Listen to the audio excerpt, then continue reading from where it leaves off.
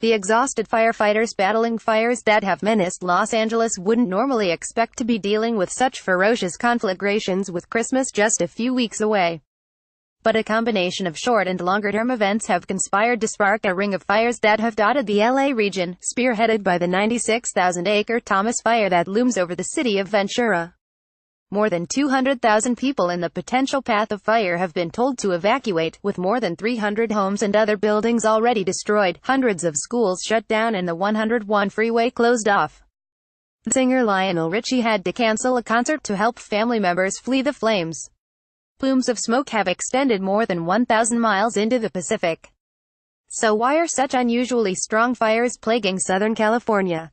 Wildfire moves through Napa Valley in California on the 10th of October 2017.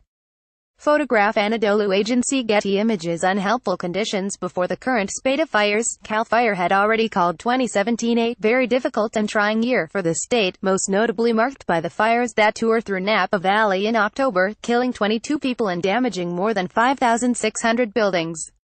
Unseasonably warm weather in Southern California. April until September was the warmest on record, combined with extremely sparse rainfall in the Los Angeles area to create prime wildfire conditions.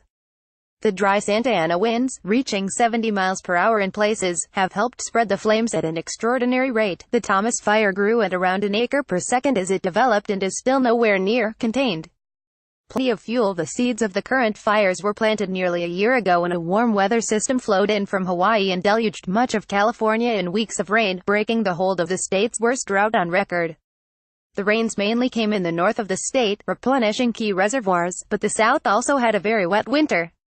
This spurred growth of combustible shrubs and trees that then became kindling dry during a warm summer and autumn. 3 weather stations surrounding LA recorded their hottest ever November. This created plenty of fuel for the fires.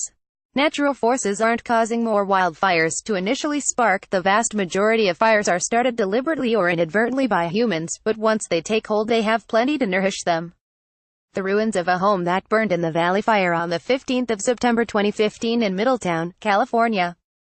Photograph David McNew. Getty Images. Climate change influence. The exact role of climate change upon 2017 wildfires in California is still the subject of some discussion among scientists.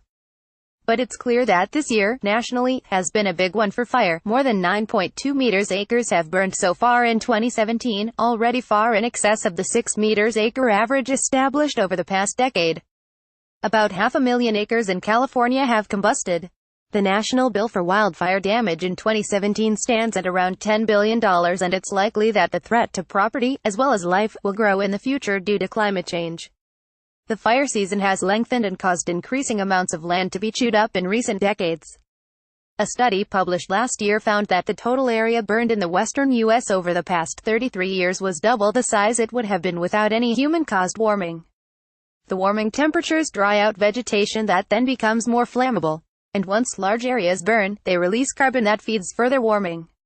With huge mega-droughts expected in the future in California, huge fires could well accompany the hanging of tinsel and arrival of Santa Claus on a regular basis for people in the state in the decades ahead.